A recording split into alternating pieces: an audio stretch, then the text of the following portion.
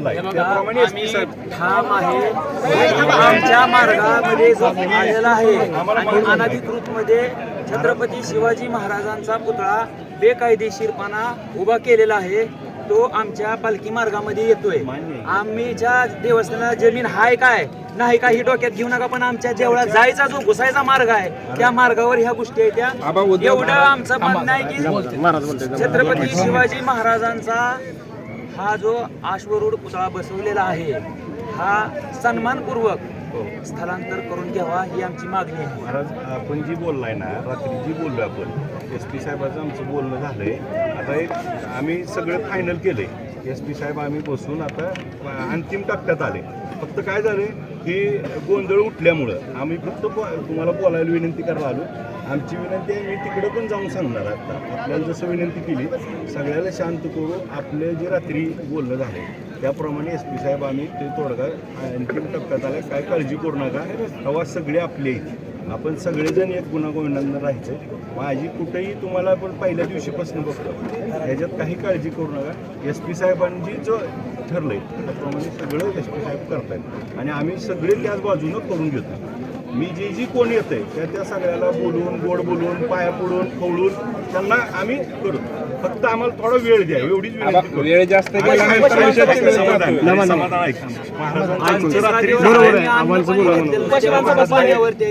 मी महाराज तुमच्याकडे तुमच्या पैसेच बसून पेटलं भाकरी खाली मी तुमच्याच माझा काहीतरी विचार करा. 100% एवढी मोठी जनता गोळा झालेली आहे. होय मी या जनतेचं ही कशासाठी झाली फक्त देवावर यांची श्रद्धा आहे म्हणून आलेली आहे. आमची तुमची राजकारण भांडण नाही. काही नाही करायचं पण आपल्याला. कोणत्याही समाजावर आमचं आक्रमक व्हायचं काही संबंध नाहीत. फक्त आमचं मागणं आहे ते फक्त मागणं पूर्ण करा. आमच्या पालखी मार्गामध्ये येणारा जो मार्ग आहे तो मार्ग मोकळा करून घ्यावा. माहिती मला आता मी येतोय की मला सगळं माहिती आहे. महाराजांचं आमचं बोलणं झालंय जे महाराजांनी सांगितलंय. अहो ते विषय बाजूला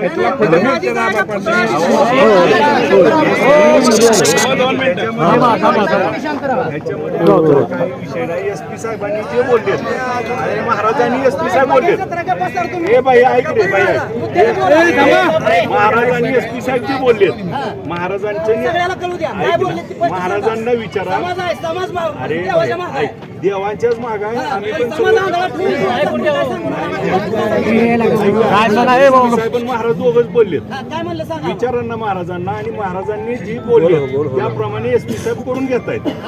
आम्ही तीच करतोय. फक्त थोडं आम्ही तिकडे जाऊन बसून करतो. आता आम्ही बसतोय ऐका ना. होय 100% आहे 100% महाराज आणि आता बोललोय आम्ही. मी जाऊन एस पी साहेब आम्ही बसतोय.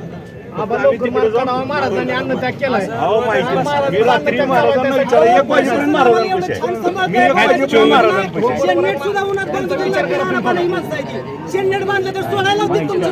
माहिती पूर्ण झाले.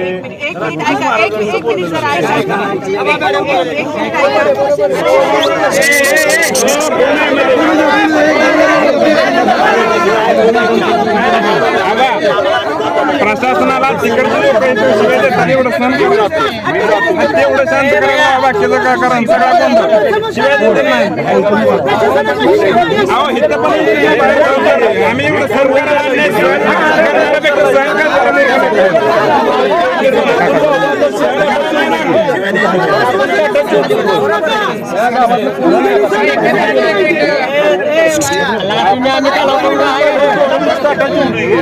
तुम्ही आम्ही मी तिकडे जाऊन येतो महाराज. 2 मिनिटं जाऊन येतो.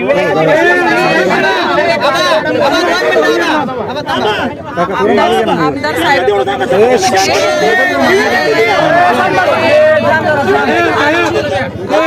सर्वसामान्य धनगर बांधवांची महाराष्ट्रामध्ये हा मेसेज केलाय. शांत 2 मिनिट देवाचं